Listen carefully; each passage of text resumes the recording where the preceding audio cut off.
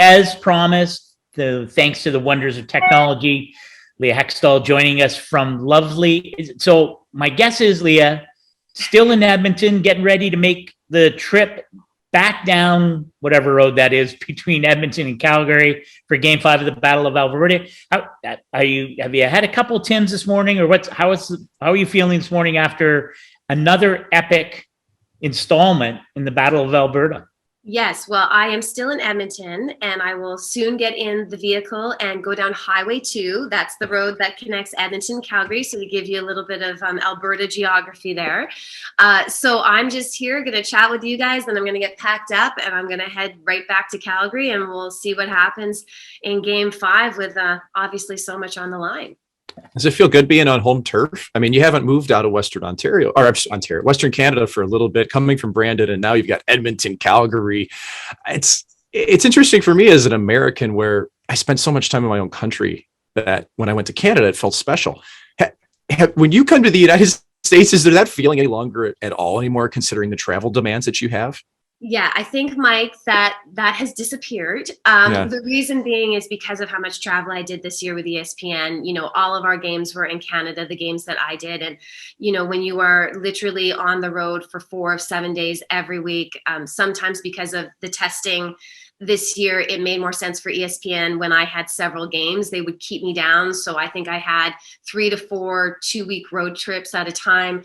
It just made more sense. And I'd bounce from 4 different states for 4 different games in 14 days. So I think that actually helped prepare me for the playoffs a little bit.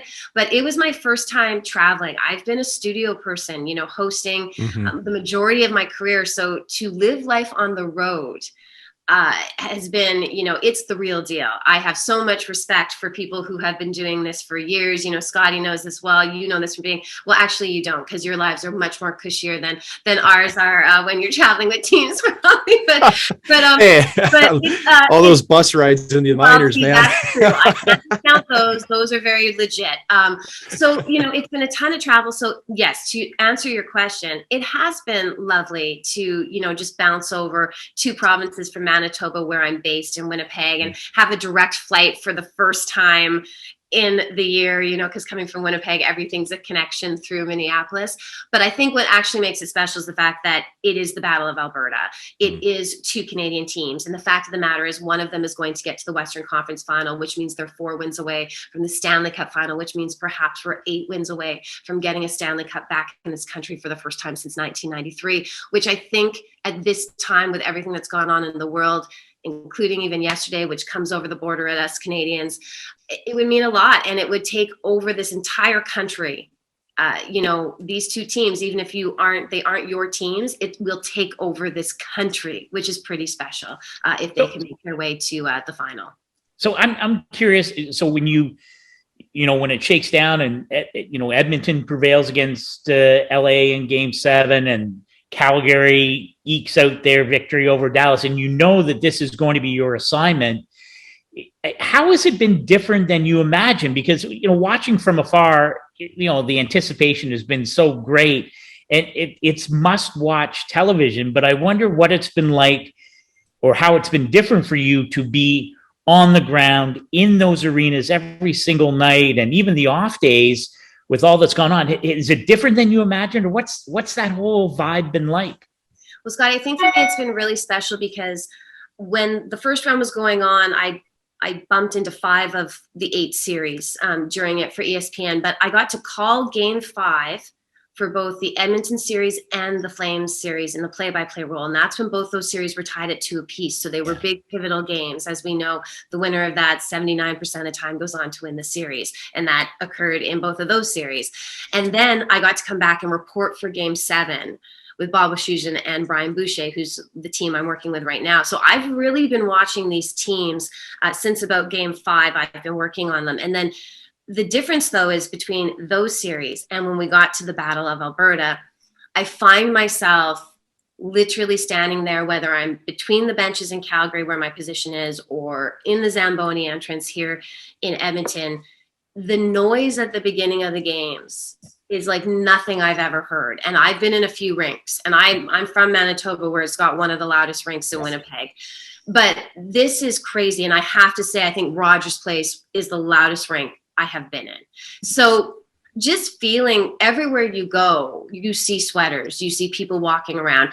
When they win a game in Edmonton, they're honking like they just won the cup. Like it's like we're all like, you still got ways to go, kids, but it has completely taken over both cities. The viewing areas, whether it's the Moss Pit here, which is named after Joey Moss, who we lost in 2020 from the Oilers, it's packed outside. The Red Lot in Calgary is packed outside. It's amazing. Like you almost can't describe what the feeling is. It's just a pure shot of energy, and it's really probably the only reason that keeps you going when you start to get into these long stretches of the playoffs, because you just feed off of the energy. So I can only imagine that that's what the players are doing, is feeding off, and that's why I think Calgary's got a real good shot of winning Game 5. Yeah, I was at ice level for Game 3 between LA and Edmonton, and that Staples Center can be, or that is now Bitcoin. Oh boy. Crypto.com. Yes, crypto.com. See, this is the naming rights is so difficult because they've all changed. I'm from St. Louis, and that arena downtown has changed names 7 times. Anyway, but like that's an arena that can be loud, but it's not loud constantly. And you notice it by the time you get to the second round that it's the whole game in these arenas. It's such a different vibe for the players and the fans. And now having worked in media enough to have walked in and out of buildings, just like yourself, you see some unique things as you're coming in. And I'm curious from that aspect, whether it's been in Edmonton or Calgary, with the seas of people outside the building. I mean, what has caught your eye? You go to Buffalo, people are going through tables. You know what I mean? What's been going on in Edmonton and Calgary that maybe has been unique or different, or something that, the casual fan wouldn't notice? I think I'm going to say this. I think there's something about being Canadians. So yes, they're passionate. Yes, they're excited, but there's almost, last night I was sitting in a bar after having a bite to eat and a drink after the game, and you see people milling around with Calgary sweaters here in Edmonton, and there's all these like fun conversations. I was kind of thinking, wow, are there gonna be some fights? Because, it's, people are up and everything else, but that's the American way. Fight each other. They're just, I haven't really seen anything except pure joy. And that's the only way I can describe it, is that these two fan bases, it's pure joy. And I think I feel it even a little bit more here in Edmonton, because to advance to that second round, for the first time, I think since 2017, if I'm not mistaken, just having the Connor McDavid factor, not being able to get over that hump with it. There's a little bit of magic going on in this city right now. And you can feel it. I feel like they feel it. The team feels it. The crowd feels it, that there might be something special and that they're getting better and better. Not to discredit anything from Calgary, because obviously they're an incredible team and they have an incredible fan base. But they've been here before. They've gone to a cup final back in 2004 where we saw the Sea of Red. Like, we've seen what they do. They've had a little bit more recent success, I guess, or expected recent success than the Oil have. So I don't know. Calgary feels more like, yeah, we're here. We know we're good kind of thing. Whereas with Edmonton, it's like, every goal, every win is like, oh my God, I can't believe we did that, even though they have the best player on the earth. So it's really kind of interesting to see the dynamics between the fan bases, and it's just different fan bases too. It's different cities. Edmonton, and I mean this with no disrespect, very blue collar city. Yes, it's an oil town as well, just like Calgary, but it's more northern. There's a little bit more edge here in Edmonton. I compare it to Winnipeg a lot, same kind of fan base. Calgary's a little bit more corporate sometimes, still a lot of passion, but a very more polished place, in some ways. So there's just those differences, but I would just call it, what I've seen is just pure joy and people out and about in masses, which is quite lovely to see again. So I'm curious. I live vicariously through Mike, well, on many levels, but when he was describing You've never told me this, Scott. his experience in Los Angeles, I think you got a Gray's Idol slash to the wrist. First 5 minutes. There you go. Right off the wrist. So Leah, I'm curious because, I'm watching every night, and I always am struck, and I'm hoping you can walk us through, and it sounds like it's different in Calgary than it is in Edmonton, but those moments where you have to wedge in 2 or 3 questions in what seems to be like 10 seconds to the coaches, it just seems like it would be a challenge, but maybe walk us through what's that like? When do you do it? I loved your interaction with Daryl Sutter. I think it must have been in game 3, but what's that whole thing been like? Because it strikes me as it might be fraught with uncertainty and maybe a little danger. I don't know. Yes, it's one of those things where you feel like you're interrupting. That's what it feels like, because you know that these games are so important. You know how much onus is put on the coach, whether people understand that or not. They are so active behind those benches. So you do feel like you're interrupting and that you shouldn't be there. You know, especially here in Edmonton, when I walk onto the bench, I'm like, and the boys are so great. They just get, yeah, let's just get out of our way. And, you know, and the key for me is this in and out, right? Like, yes. So we do it in the TV world. It's, you know, at the 14-minute mark. So 6 minutes in, it's the first kind of break. We'll do one coach. And then the next commercial break, we'll do the next coach. And we get them both done in the first period, just so we're not interfering. You know, in the regular season, we do one per period. I think, Scott, the highlight of my career was the moment with Daryl in game 3 here in Edmonton, when I was actually beside him on the bench. And, you know, the first 2 games in Calgary, I got 3-word quick answers where he had to put the headset on because I'm in between the benches and I'm not with him. Right. I know that Daryl comes off to a lot of people like a curmudgeon when he does his media. He has a heart of gold. He is probably one of the greatest humans I've had an opportunity to meet, as is the entire Sutter clan. And I said and I've been kind of giving him little jabs about his interviews, about his 3-word answers, and just in our own conversations when we have them before the games. And I'm like, okay, so this time maybe don't look at the glass and look at me, you know, at the camera so we can see you when you're doing the interview. Maybe more than 3 words tonight, coach, you know? So he finally said to me before game 3, Leah, the problem is that I got so much going on in my mind and I'm just, you know, I'm distracted because I'm not with him. Yeah. So in game 3, when I got with him, he said, I've got so much on my mind. So that was the question I asked him. I just said, Coach, listen, you told me this morning that at this point, you've got so much on your mind. What's top of mind right now? And he gave me a great answer. Yeah. And I said to him, Coach, that was like 20 words. It is the highlight of my career because he laughed. And to get you cracked him. To laugh and smile when he's such an intense man and he's in the middle of the game. I had so many people in the industry texting me going, oh my God, that is demo reel material. You need to save that. I can't believe you got him to laugh. But, you know, it's so much different when you're standing with the coaches, whether it's Jay, Daryl, anyone, because it's a conversation compared to when they have to put the headset on when we're in between the benches. But that's just part of the TV gig. But, you know, you slide in and out. You kind of have to wait to see what the game does, because that's what you're going to ask about. So, you know, last night it was very simple. They had, you know, the early gaff by Markstrom facing some early adversity. Coach, how do you feel your team's responded? Boom, that question's for Daryl. You know, and then I go over to Jay, and Jay Woodcroft is a pontificator. He loves to talk. And when I listen to him in his avails, I hear him say certain things. One of the things he has consistently said is, we want to see a marginal gain every day. Okay, well, what's the marginal gain from game 3 to 4 that you're going to utilize tonight?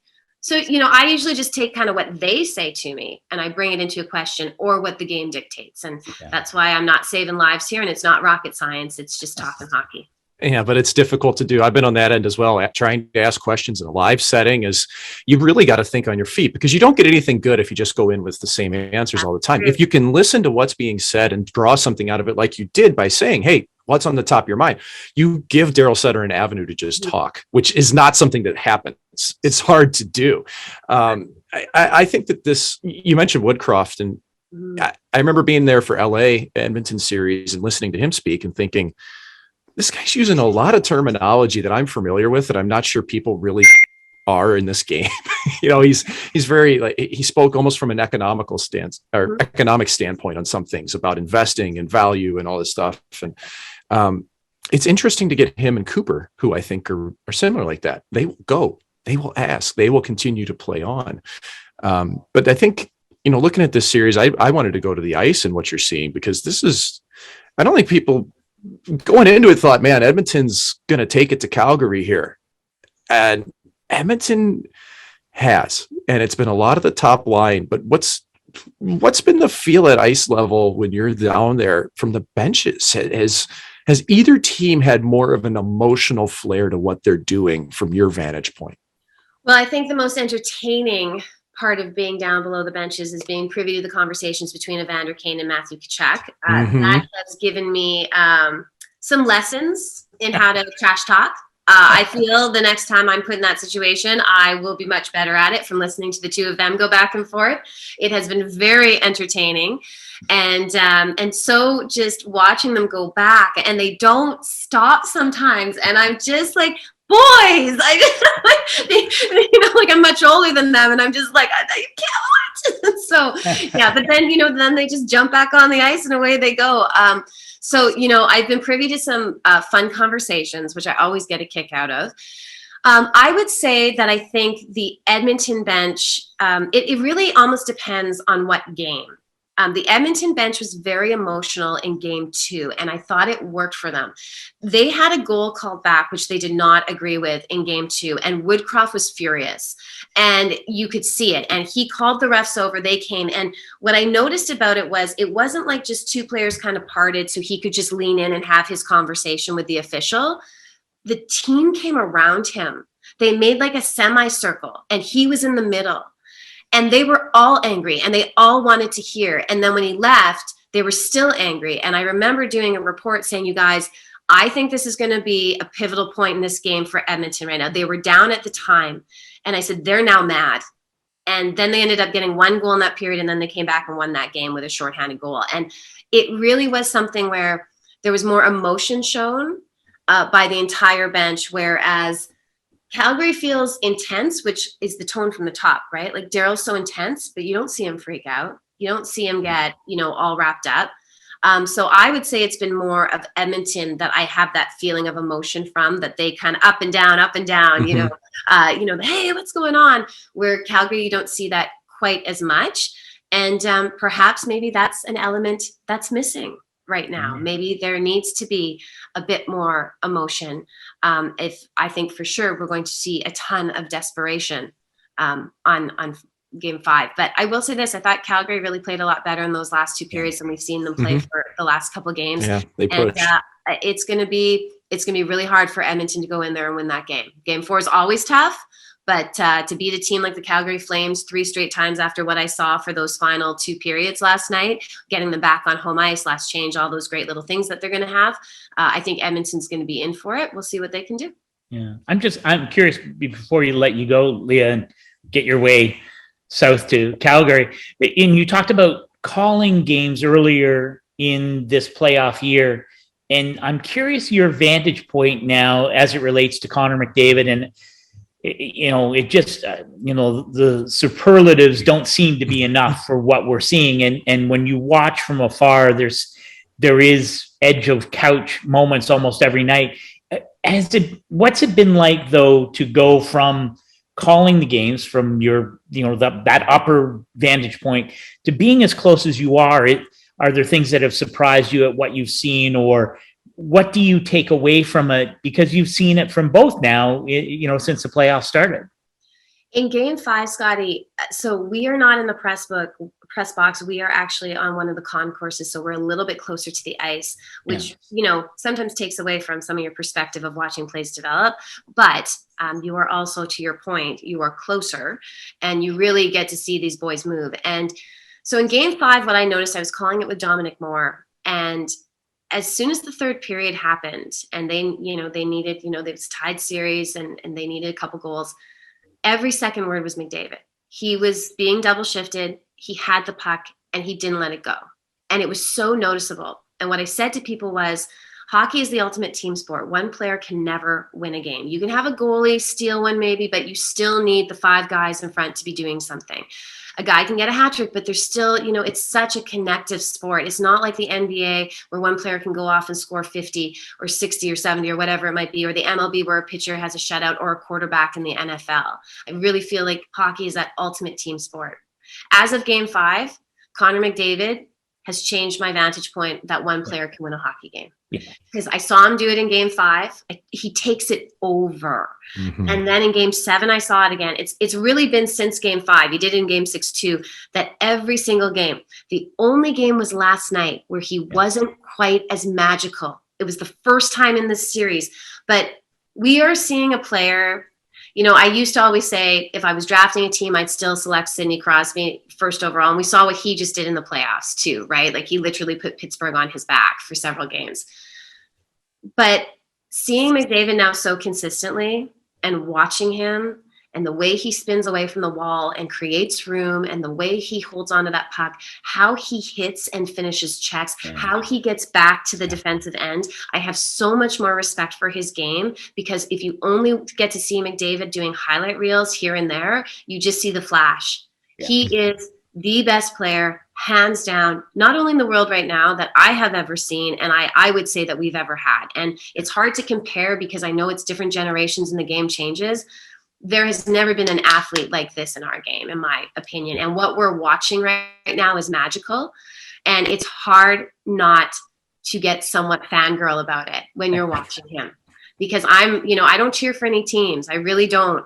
But it is hard not to want to watch this guy play every night and know how special it is, because he's that good. And then you put him out there with Draisaitl and Kane, and what we've seen from the three of them together, that combination has just been, it's just dominant. It's hard to watch as a former goaltender. Yes, it is. It's look silly who are not silly. Like, you know what I mean? They're great players. And yeah. I don't know. He's a video game. Like, that's the only thing I can say. It feels like I'm watching a video game with the things he can do. It's unbelievable. I mean, you said it. He wasn't even like that great last night. He had 2 assists and he still carried the mail. I know. And we were laughing. We're like, oh, McDavid, he didn't do as much. And he's still another multi-point game, right? Like 10 now out of 11 in the playoffs. Could you imagine? People would just be going crazy if he had two games in a row where he didn't have a point. What would be happening in this world? Like, that's different level stuff. It's really unbelievable because he's playing so much. I mean, some people have suggested, I actually had a coach suggest to me that they feel like maybe Calgary's making a mistake by continuing to roll their 4 lines because of what Woodcroft is doing by putting McDavid and Draisaitl and Kane and those guys out so much, and that maybe he needs to condense. That's not Calgary's idea or structure. And I'm not a believer that you go away from it, especially at this time of year. I think you find a way. But he has been able to dominate, and Calgary's a really second best defensively in the West. I think this season. This is what he's doing is special. Yeah, I agree. All right, we're gonna let you. Actually, just before you came on, I don't know if you heard, but Mike and I were talking about the coaching openings, and as a Manitoba resident, a longtime Manitoban. We were talking about Barry Trotz and you're not a fan of any team, but as a Manitoban, sure. What would it be like if Barry Trotz ended up as the head coach of the Jets? I'd keep lobbying for it. I already said I'd like to do the script for it for Scotty already has a script written. Okay, not that he wants to, he already has it written right now. For what, Scotty? The script for Barry Trotz coming back to Manitoba, coaching the Jets. I see. Do you have any feelings? Of course I do. I mean, I think it would be incredible. I was, born and raised in Manitoba, as was Mr. Trotz, and I know Barry, and first of all, he's the type of coach that Winnipeg needs right now. That's the bottom line. They need someone to come in there and get that ship in order, because since 2018, there's been issues in that room and nobody wants to talk about it, but we all know what's happening. We saw the players finally come out and start saying things this year that this is not the direction that they see things going, and it's an issue. He needs to come in there. He needs to bring some structure to that team, figure out how they should play. Because I think the identity of that team has been missing. They have the pieces. They have the talent. There's no way that 5 Central Division teams got in this year and that roster didn't make it. That is absolutely ridiculous, right? So they need a coach to come in, figure out how they're going to play, teach them the structure to do so, and make them freaking uncomfortable. It's been too long of the inmates running the asylum since Dustin Byfuglien went. And people don't realize what a piece of the puzzle that was, not only on the ice as a game changer, but also in that room, and what a connector he was. Blake Wheeler leads by example on the ice. He gives everything he has, but Dustin was, the guy who kind of checked in with the Patrick Laine's of the world and made things a little light and fun, and they've missed that. So, they need a little bit of that personnel back. I was really hoping that Joe Thornton, they might be able to get him for a 1-year contract or something like that, because I think he'd be great in there. But Barry Trotz is exactly what that team needs. It would be a beautiful story.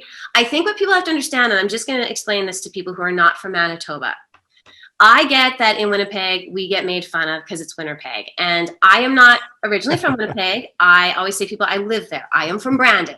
And I make that very clear to people. As much as I have an affection for Winnipeg, I am from Brandon. People from Brandon are very proud. That's right. It's a great community. So here's the thing, though. I am a Manitoban. Barry is a Manitoban. I have chose to come back and live in Manitoba because my family is here. I've been in Boston, Toronto, done everything else. I've chose to come back and live in that province. We have incredible summers. Paul Maurice made his home there after he worked there a few years, because what you learn about being Manitoban is it's always home. Yeah. So people need to understand that about Barry Trott's decision. Manitoba will always be his home. He is connected there. And there is nothing like my very first game in Hockey Night in Canada as reporter was the Jets versus the Flyers in Winnipeg.